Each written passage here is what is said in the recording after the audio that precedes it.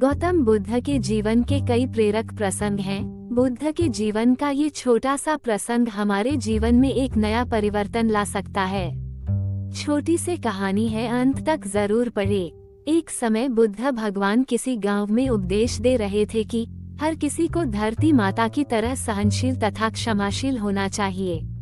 क्रोध ऐसी आग है जिसमें क्रोध करने वाला दूसरों को जलाता ही है तथा खुद भी जलता है। सभा में सभी शांति से बुद्ध की बातें सुन रहे थे। वहीं स्वभाव से अतिक्रोधी एक ऐसा व्यक्ति भी बैठा हुआ था जिसे ये सारी बातें बेतुकी लग रही थी।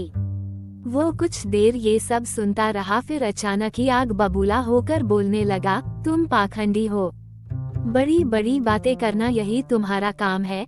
तुम लोगों को भ्रमित कर रहे हो। तुम्हारी ये बातें आज के समय में कोई मायने नहीं रखती। ऐसे कई कटु वचन सुनकर भी बुद्ध शांत रहे। उसकी बातों से ना तो वह दुखी हुए, ना ही कोई प्रतिक्रिया की। ये देखकर वह व्यक्ति और भी क्रोधित हो गया और उसने बुद्ध के मुंह पर थूककर वहां से चला गया।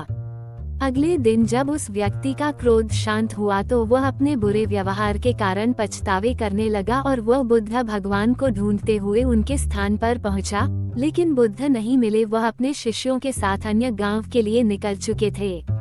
व्यक्ति ने बुद्ध के बारे में कई लोगों से पूछा और ढूंढते ढूंढते वहीं पहुंच गया जहां बुद्ध प्रवचन दे रहे थे। उन्हें देखते ही वह उनके चरणों में गिर पड़ा और बोला, मुझे क्षमा कीजिए प्रभु।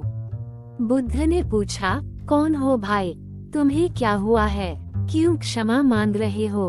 उसने कहा, क्या आपने मुझे नहीं पहचाना? मैं वही हूँ जिसने कल आपके साथ बहुत बुरा व्यवहार किया था। मैं अपने कृत्य पर शर्मिंदा हूँ। मैं मेरे दुष्ट आचरण की क्षमा याचना करने आपके पास आया हूँ।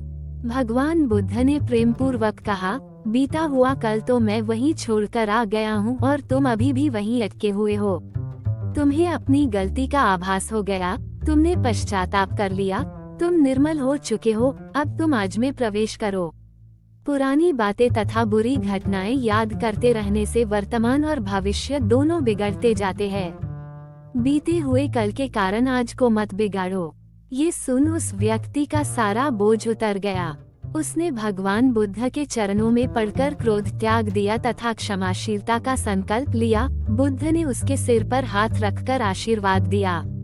उस दिन से उसमें बहुत से परिवर्तन आ गए और उसके जीवन में सत्य, प्रेम व करुणा की धारा बहने लगी और अपने क्रोध पर नियंत्रण पा लिया। आपको ये कहानी कैसी लगी कमेंट करके बताएं। धन्यवाद।